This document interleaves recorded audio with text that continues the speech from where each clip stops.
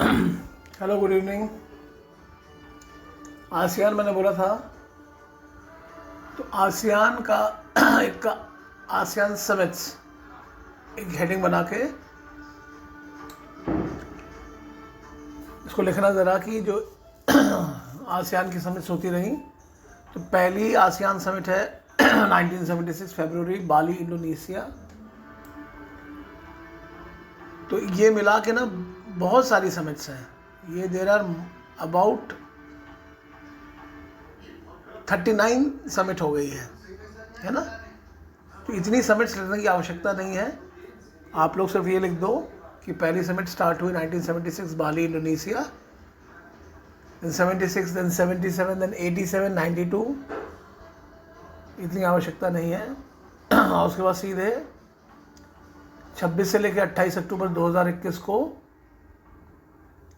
Brunei में, और जो सिटी थी दैट वाज बंदर सेरी बैंगवान, ब्रुनई। यहाँ पे इसकी 38 एंड 39 मीटिंग हुई है ना। ये आप लोग लिख दें आसियान की, है ना।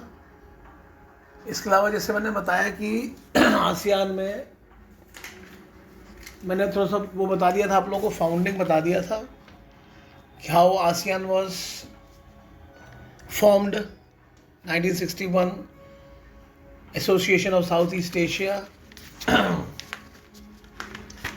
A group consisting of Thailand, Philippines and Malaya, है ना। इसके बाद धीरे धीरे ये बढ़ा। 1967 में फॉर्म हुआ 8 अगस्त को, जिसमें 5 फॉरेन मिनिस्टर मिले, Indonesia, Malaysia, Philippines, Singapore and Thailand, sign the ASEAN declaration.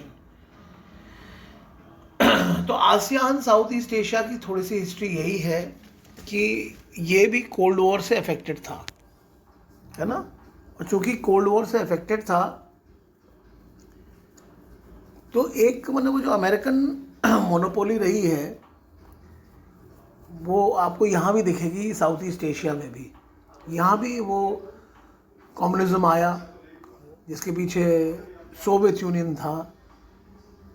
तो इन देशों को बचाने के लिए कि ये कम्युनिस्ट ना बन जाए,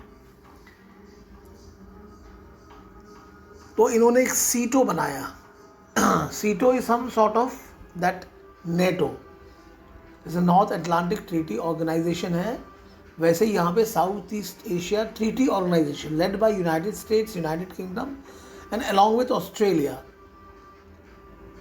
with several South East Asian partners in 1954। मतलब दक्षिण पूर्वी एशिया के देशों को मिला के एक सीटो बना लिया, नाटो एंड सीटो। पर 70s तक आते आते with the end of the Vietnam war in 1975, और ये फिर सीटो ख़त्म हो गया। तो आसियान की पहली समिट हुई बाली, इंडोनेशिया, 1976।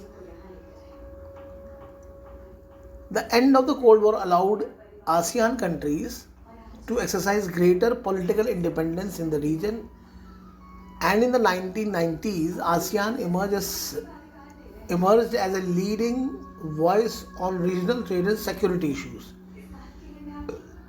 और एक बड़ी अच्छी बात जो आसियान ने करी, इसने south East Asia nuclear weapon free zone treaty भी कर ली, was signed to turn Southeast Asia into a nuclear weapon free zone, है ना। और 2001 तक आते हैं जब फिलीपींस ने भी साइन कर दिया, तो ये एक फ्री जोन बन गया।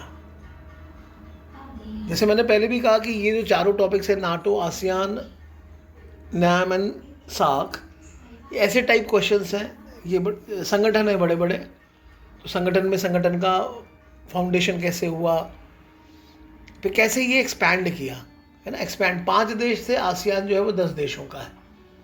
तो 10 देशों में 84 में ब्रुनई बन गया इसका मेंबर, 6th मेंबर।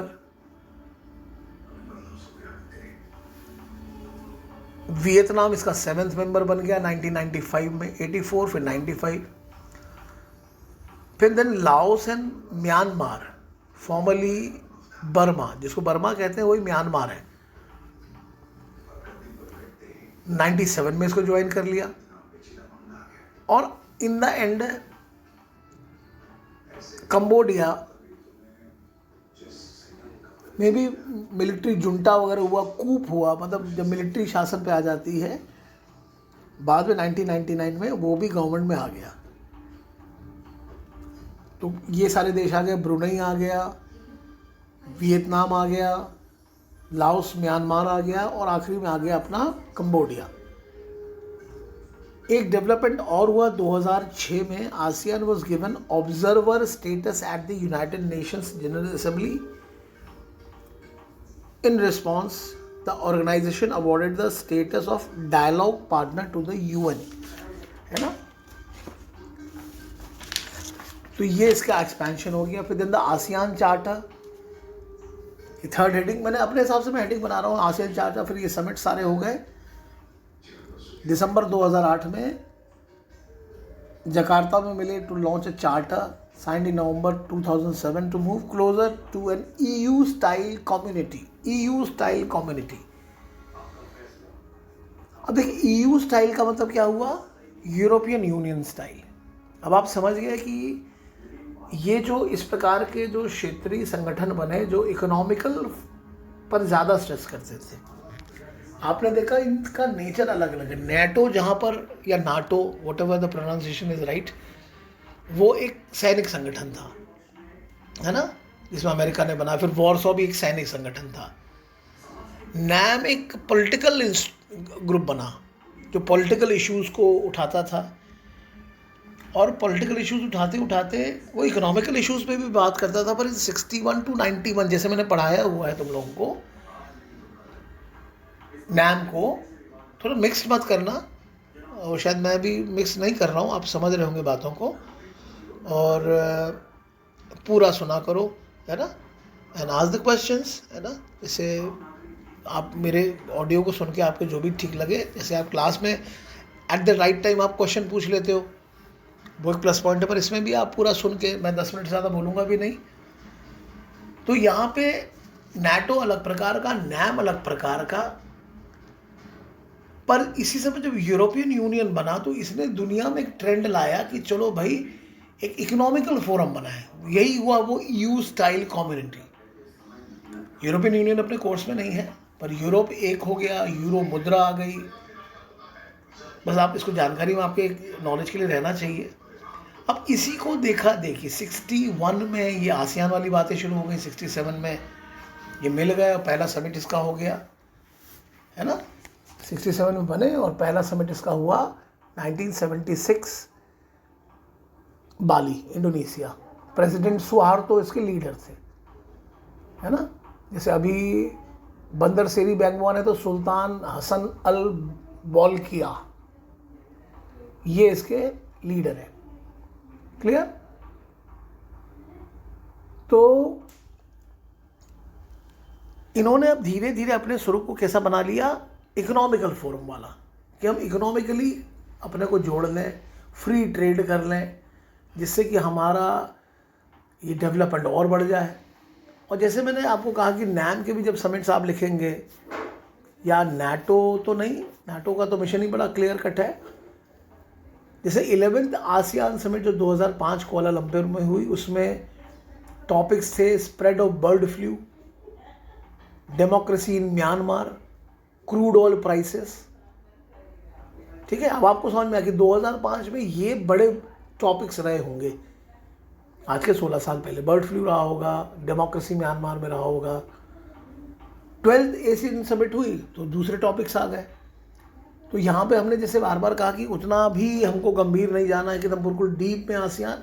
आप मैटर बना के लिखिए। कुछ एक दो स्टूडेंट्स ने मेरे को सिनॉप्सिस बना के भी दिया है, सेजल ने दिया है, तो आप लोग भी बनाना शुरू करिए और देखिए कि इन सारे टॉपिक्स को आप 5-6 पन्ने लिखने की स्थिति में आ रहे हैं कि नहीं आ रहे। ठीक है। तो समिट्स लिख करके स्पष्ट कर दीजिए कि कैसे आसियान ऐसा बना। फिर इसी में मेंशन कर दीजिए उसका वो जो आसियान +3 जो मैंने पढ़ाया था आप लोगों को, है ना। आसियान +3 मतलब जो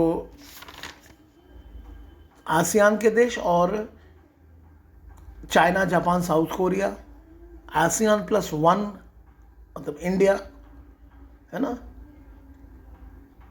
फिर एक टॉपिक अपन आखिरी में अब बनाएंगे, इंडो आसियान रिलेशंस, है ना। अगर इसके पहले में अगर आप 3, साढ़े 3, 4 पन्ना हो गया तो इंडो आसियान रिलेशंस क्या हैं, है ना।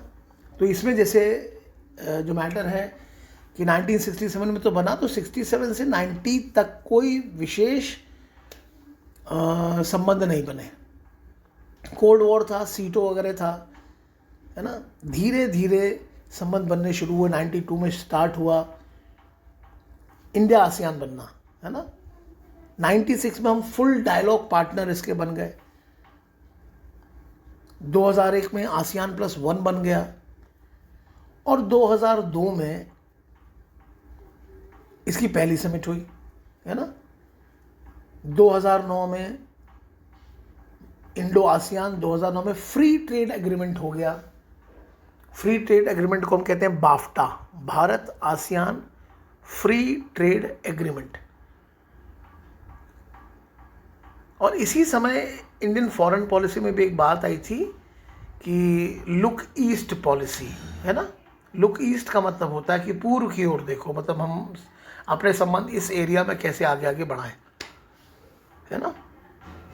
तो ज़रा मुझको बताना कि अब सार्क अपन ने नहीं पढ़ा है, तो नाटो, नैम एंड आसियान, इन तीनों में मिला के मैटर कितना हो रहा है, कुछ कम पड़ रहा है तो क्या कम पड़ रहा है वो बताओ, है ना। और जो कम पड़ेगा तो फिर मैं अब जो मेरे पास किताबें हैं, बुक्स हैं, उनकी मैं फ़ोटो लेकर आपको भेज दूंगा, मैंने स्क्रीनशॉट लेके भेज दूंगा, है ना। यू टेल मी, ठीक है, बताना। अब इसका बच रहा है सिर्फ सार, फिर 5th यूनिट भी कंप्लीट हो जाएगी।